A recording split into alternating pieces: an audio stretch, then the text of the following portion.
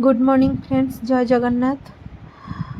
तो आज संडे अच्छे तो आम भाविलु चिकेन आनिकी करूँ आम भाई भौणी। तो आज संडे तो कहीं भी घरे नॉनवेज खाती एमती भी चिकेन अंडा कहीं खाती तो आम दीज चिकेन नहीं आसचु। आबे चिकेन को भल से धोई नवा फास्ट देन एबे मो आड़ू को धोईकी नहीं आसती। आड़ू फास्ट मु भाजी नौची हल्का गोल्डन करी तापरे अल्प टिके सिझी गला परे काढ़ी नेबी। लुण हल्दी देके फास्ट भाजी नौची आड़ू को। सेपटे चिकेन को भी मु भल से धोई देइची। चिकेन को एबे मैरिनेट करके रखी नेबी। आड़ू जति टाइम भितर भाजी हम से टाइम भितर चिकेन मैरिनेट हो। एबे आड़ू को भाजी सारा पर सेम कड़े रे अल्प चीनी देकी गोल्डन कलर है पर पियाज ऐड करनी। तो पियाज को फर्स्ट सेमती टिके हल्का गोल्डन कलर है जाए ताको मु भाजी नेबी। देन मु सब गोटा मसला आउ पियाज अदा रसुण टमाटो एका संगे पेस्ट बन देइथिली। तो फास्ट पियाज को हल्का गोल्डन कलर है करदेवी।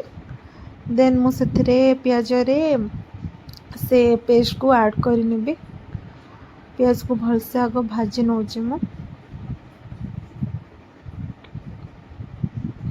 तो देखंतु पियाज टिके हल्का गोल्डन हो गला परे मु ताथरे ग्राइंडिंग करके रखिथिबा मसला सब ऐड करि नेली। ए मसला को भी सेमती नॉर्मली 2 मिनट एपट सेपट करी भाजी नेबी। देन लुण हलदी गुंड लंका गुंड आउ जीरा पाउडर धनिया पाउडर ये सब ऐड करनेबी। मु फास्ट चिकेन रे दही पकेनी तो मु चिकेन पके सारा पर दही ऐड करी डायरेक्ट। तो मसला को फास्ट भल से मु कषि नेबी।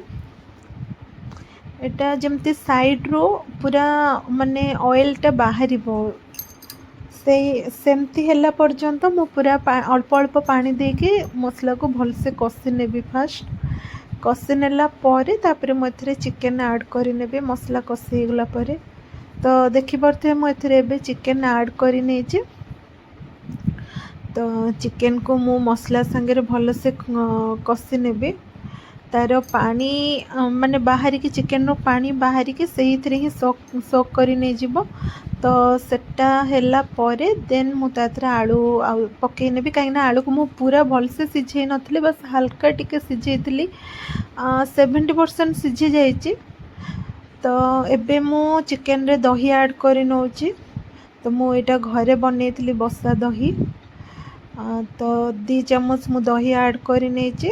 दही को चिकेन रे भल से गोली नेली।